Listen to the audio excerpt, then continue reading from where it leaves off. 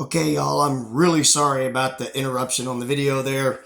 Apparently, the rechargeable batteries that I use for my LED light that I use in my videos, apparently they've only got about a 3-year lifespan. So it's time to get a new set of batteries. We don't have that light right now, so we have to make the best of what we have and continue on with the video. So here goes. As I was saying, we have discovered that between 5th and 7th instar, those lower temperatures, normal room temperatures, low 70s to close to 80, the spiderlings have more issues with dying after a molt. Once they get to 8th or 9th instar, adult or close to adult, they do fine at your normal room temperatures.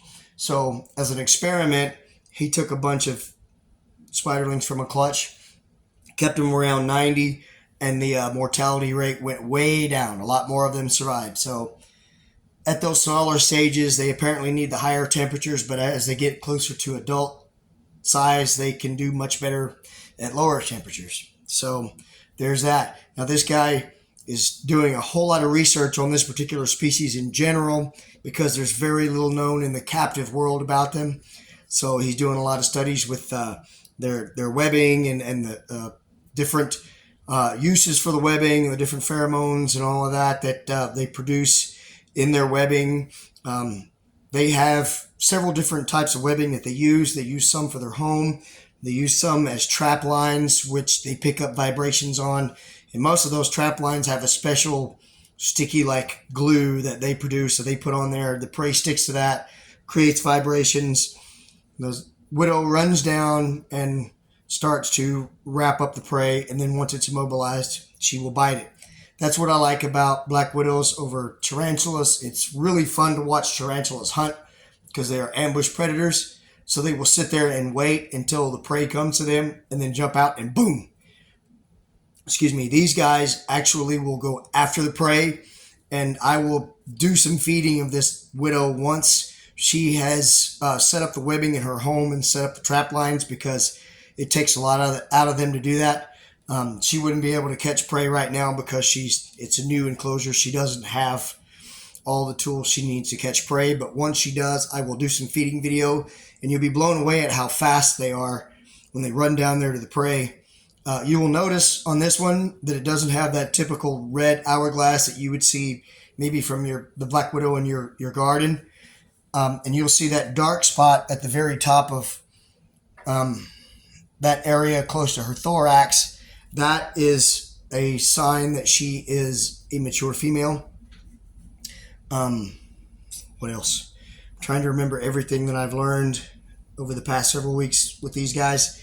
First off, guys, I want to go ahead and dispel the myth that most people have. They automatically see something with a red hourglass and they think, oh my God, it's going to kill me. I have to kill it first. That is not the case. These guys are absolutely shy and timid and very reclusive. And the only way that people get bit is accidentally. Either they leave their shoes outside and she goes in to escape the heat of the day. They jam their foot in there. Bam, she defends herself. Those ways are the ways that people always get bit. These guys don't actually seek us out to bite us. We are not prey. They would prefer not to use their venom on us because just like making their webbing, it takes a lot out of them to produce that venom. So wasting venom on us, it takes a lot for them to reproduce that venom to hunt with. So also, they are pretty much non-deadly, at least for human beings. If you're prey, you're screwed. Very few people ever die. It's very, very rare occasion that somebody dies from black widow venom. That's going to be a very small child or a very sick older person. And so that's why it's so important for us to have some of these in captivity to harvest that venom, to create the antivenom as well. Guys like the friend of mine that sent me this widow here, they do research so that they can understand the venom better and its effects on us, and then that helps out in the medical field later on. These guys are not very common in the hobby as like the the other ones, the southern black widow, the western black widow, and those species that you can find all over the place.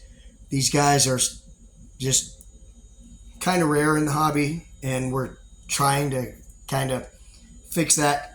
And in doing that, we have to understand them a lot better so that we can understand their needs as keepers, so that we can have a higher success rate in keeping them.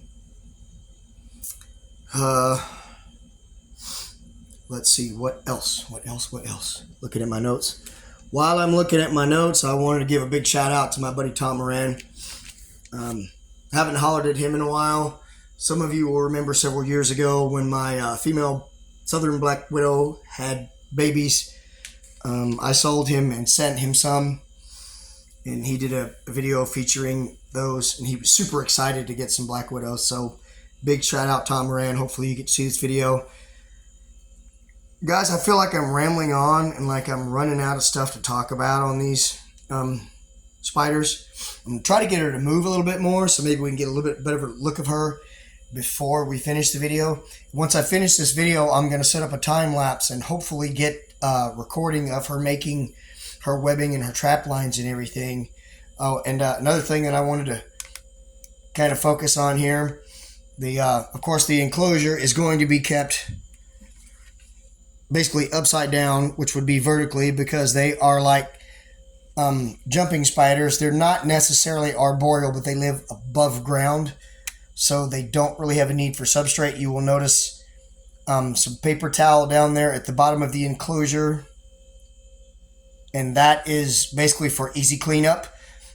Most of the time for watering and feeding, I will use this port right here with the vent, but every once in a while I will take this out, and that will have all the old carcasses and her poop and everything, and it'd be just really easy to remove it. Let's see, what else? Gosh, I feel like I'm forgetting something, but at the same time I feel like I'm starting to lose you guys. So with that being said, I hope you did enjoy this video and learn something about these spiders. Once she really settles in, I'll do some feedings, and if there's something that I remember that I forgot to tell you guys, I will tell you. But with that being said, I want to thank you guys for tuning in and watching this video. If you enjoyed it, please let me know with a thumbs up and a comment.